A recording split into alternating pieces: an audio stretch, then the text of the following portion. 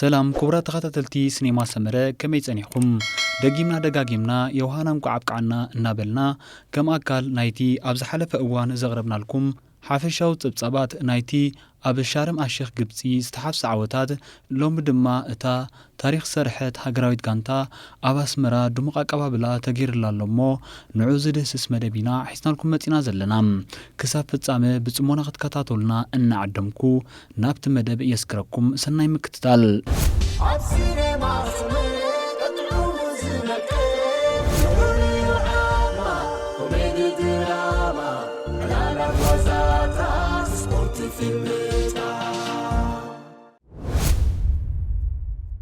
ነታ ካብ 22 ክሳብ 27 መጋቢት ኣብ ሻርም ኣሼኽ ግብጺ ኣብ ዝተኻየደ መበል 18 ሻምፒዮን ቅድድም ብሽክለታ ኣፍሪቃ ኣንጸባራቒ ዓወት ዘመዝገበት ሃገራዊት ጋንታ ኤርትራ ህዝቢ ስምዒቱ ምስኣ ንምግላጽ ሎሚ ኣብ መላእ ኣስመራ ቅድሚ ቀትሪ ንኽብራ ዝበቅዕ ድሙቕ ህዝባዊ ኣቀባብላ ተገይሩላ ኣሎ እዛ 31 ዝኣባላታ ሃገራዊት ጋንታ ኣብቲ ኣብ ሻርም ኣሼኽ ምስሪ ኣብ ዝተኣንገደ ውድድር ብዓብላልነት ምዝዛማ ይፍለጥ ዝሓለፈ ረቡዕ ዝጀመረን ብሰንበት 27 መጋቢት ኣብ ዝተዛዘመን ውድድር ምስ ጀርመናዊት ኮንቲነንታል ክለብ ባይክ ኣይድ ዝስለፍ ሄኖክ ሙሉ ብርሃን ኣብ ቅጽበታ ውድድር ቀዲሙ ሕንጻጽ ብምርጋጽ ሻምፒዮን ኣፍሪቃ 2022 ምዃኑ ይፍለጥ በሓፈሻ ኤርትራ ኣብቲ ውድድር 8 ወርቂ 6 ብሩር ከምኡ ድማ 2 ነሓስ ብምውሳድ ብድምር 16 መዳልያታት ተሸሊማ ኣብቲ ፀሓይ ንፋስን ኣብ ዝዓብለሎ ኩነታት ኣየር ዝተኻየደ ናይ ሕውስዋስ ምቅብባል ማለት ሚክስድ ሪሌይ ውድድር ሃገራዊት ጋንታ ኤርትራ ንኣንጋዲት ሃገር ግብጺ በሊፃን ብሃገራዊት ጋንታ ሞሪሸስን ተቐዲማያ ካልኣይ ተርታ ሒዛም ሃገራዊት ጋንታ ቅድድም ብሽክለታ ኤርትራ ኣብቲ ውድድር ካብ ደቂ ተባዕትዮ ንተቐዳደምቲ ኣኽሊሉ ገብረ ህይወት ሚካኤል ሃብቶምን ዳዊት የማንን ካብ ደቂ ኣንስትዮ ድማ ንተቐዳደምቲ ሚሌና ያፌት ሞናሊዛ ኣርኣያን ፌበን ሃይለን ምስላፋ ኣይርስዕን ኣብቲ ንመበል 18 ግዚኡ ዝተኻየደ ውድድር ሻምፒዮን ቅድድም ብሽክለታ ኣፍሪቃ ኤርትራ ደቡብ ኣፍሪቃ ኣልጀርያ ሞሮኮ ቱኒዝያ ሩዋንዳ ማውሪሸስ ናይጀርያ በኒን ኢትዮጵያ ማሊ በርኪና ፋሶ ግብጺ ኡጋንዳን ናሚቢያን ዝርከበን ሃገራት ከም ተሳተፋ ጸብጻባት ይጠቕሱም እዚ ከምዚ ኢሉ እንከሎ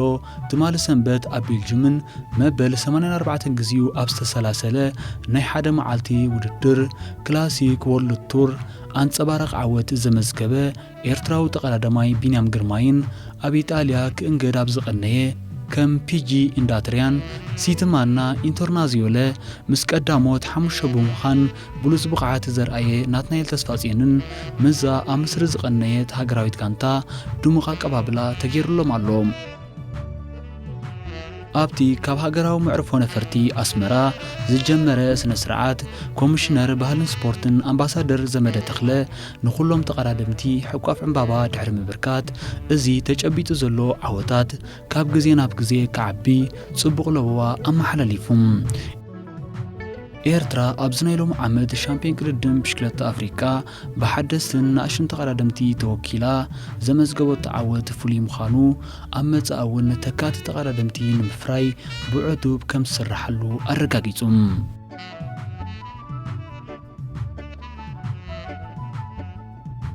ኣብቲ 150.8 ኪሎ ሜትር ዝሸፈነ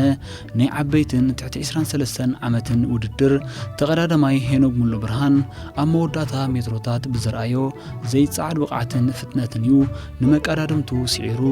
ንዕኡን ሃገሩን ድሙቕ ዓወት ከም ዘመዝገበ ኣይርስዕን እዩ ምስ ዓበይቲ ክለባት ኤውሮጳ ዝወዳደሩ ፕሮፌሽናል ተቐዳደምቲ ቢንያም ግርማይን ናትናኤል ተስፋጽዮንን እውን ድሙቕ ዓወት ሒዞም ምስ ሃገራዊት ጋንትኦም ብሓባር ናብ ሃገሮም ምምላሶም ነቲ ኣጋጣሚ ተወሳኺ ድምቀት ከም ዝሃበዩ ዝግለጽ ዘሎም ኣብቲ 27 መጋቢት ኣብ ቤልጅየም ኣብ ዝተኻየደ 248.8 ኪሎ ሜትር ዝሸፈነ ውድድር ዝተሳተፈ ኣባል ቤልጅማዊት ክለብ ኢንተርማርኬ ኤርትራዊ ቢንያም ግርማይ ቀዳማይ ብምውፃእ ታሪክ ሰሪሑ ንህዝቡ ክብሪ ሂቡ ንዓለማት ዛሪቡ ናብ ሃገሩ ተመሊሱ ዓወቱ ምስ ህዝቡ ዝጽንበል ዘሎም ኤርትራዊ ፕሮፌሽናል ተቀዳዳማይ ብሽክለታ ቢንያም ግርማይ ደጊሙ ብሉጽ አፍሪካዊ ተቀዳዳማይ ዓመተ 2021 ኮይኑ ተረኺሎም ወዲ 22 ዓመት ቢንያም ግርማይ ኣብ ዝሓለፈ ዓመት እውን ኣብ ዝተፈላለዩ ሃገራዊ ውድድራት ድሙቕ ዓወታት ከም ዘመዝገበ ዝዝከር እዩ ብፍላይ ኣብ ዝሓለፈ ዓመት ኣብ ወርሒ ጥቅምቲ ኣብ ቤልጅየም ኣብ ዝተኣንገደ መበል 87 ሻምፒዮን ቅድድም ብሽክለታ ዓለም ኣብ ናይ ትሕቲ 23 ዓመት ውድድር ተሸላሚ ብሩር መዳልያ ክኸውን በቒዩ እዩ ዝሓለፈ ዓመት ምስ ቤልጅማዊት ጋንታ ኢንተርማርኬስ ተጸንበረ ቢንያም ዝሓለፈ ዓመት እውን ንናትናኤል ተስፋጽዮን ኣኸቲሉ ብሉጽ አፍሪካዊ ተቀዳዳማይ ኮይኑ መንባሩ ኣይርሳዕን ዝሓለፈ ዓመት ንመበል 10 ግዚኡ ዝተዓደለ ሽልማት ብሉጽ አፍሪካዊ ተቀዳዳማይ ብሽክለታ ፍሉጣት ኣሰልጠንትን ጋዜጠኛታትን ብዝሃብዎ ድምፂ እዩ ዝወሃብ ኣብ 2012 ናትናኤል ብርሃነ ኣብ 2014 መክሰብ ደበሳይ ኣብ 2015 ዳንኤል ተክለሃይማኖት ኣብ 2016 ተስፋ ምዕዋ ማርያም ኣብ 2020-21 ከዓ ቢንያም ግርማይ ሽልማት ብሉጽ ተቀዳዳማይ አፍሪካ ዝዓተሩ ኤርትራውያን እዮም እዞም ኤርትራውያን ተቀዳደምቲ ኣብቲ ምስ ቁመኖም ዘይከይድ ጎልጎል ዝዓብልሎ መወዳደር ቦታ ድሙቕ ዓወት ምምዝጋቦም ንዓወቶም ካብቲ ዝሓለፈ ዓወታት ፍሉይ ከም ዘብሎ ብምሕባር እቶም ተቀዳደምቲ ንዝተዋሃቦም መምርሒ ንምትግባር ንዘርኣይዎ ተወፋይነት ካብ ብዙሓት ወገናት ናእዳን ወደሳን ረኺቦም እዮም ሎማ ዓመት ኣብ ቤልጅየም እስጳኛን ብዘመዝገቦ ዓበይቲ ዓወታት ብደረጃ ዓለም ብ526 ነጥቢ ሻድሻይ ደረጃ ሒዙ ዘሎ ፕሮፌሽናል ተቀዳዳማይ ቢንያም ግርማይ ብወገኑ ኣብ 3 ዓመት ክምዝገብ ተወጢኑ ዝነበረ ዓወት ኣብ ውሽጢ 3 ኣዋርሒ ጥራይ ክሰምር ምኻሉ ኣብ ዝቕጽል ናይ ግራንድ ቱር መድረኻት ተወዳዳሪ ኮይኑ ክቐርብ ዓብ ሞራል ኮይንዎ ከም ዘሎ ሓቢሩ ተዓዋቲ ዙር ሩዋንዳ 2022 ፕሮፌሽናል ተቀዳዳማይ ናትናኤል ተስፋጽዮን እውን ዝሓለፈ ዓመት ካብ ዘጋጠሞ ናይ መውዳቕ ሓደጋ ሓዊዩ ነዚ ክብሪ እዚ ምብቅዑ ከም ዘሕበኖ ገሊጹ ኣብ ሻርም ኣሼኽ ግብፂ ኣብ ዝተኻየደ መበል 18 ሻምፒዮን ቅድድም ብሽክለታ አፍሪካ ዝተሳተፈት ሃገራዊት ጋንታ ኤርትራ ብክልቲኡ ጾታታት ብሓፈሻ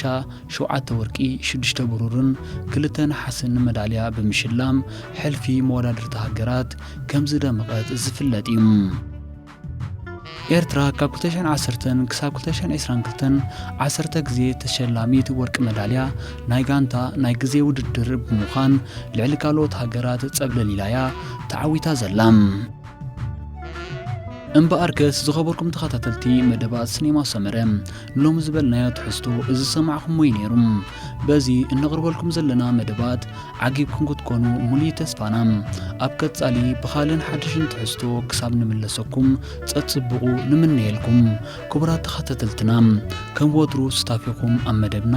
ዕዙ ስለ ዝኾነ ርእይቶ መእረምታን ነቐፌታን ኣብ ምሃብ ኣይተሕመቑ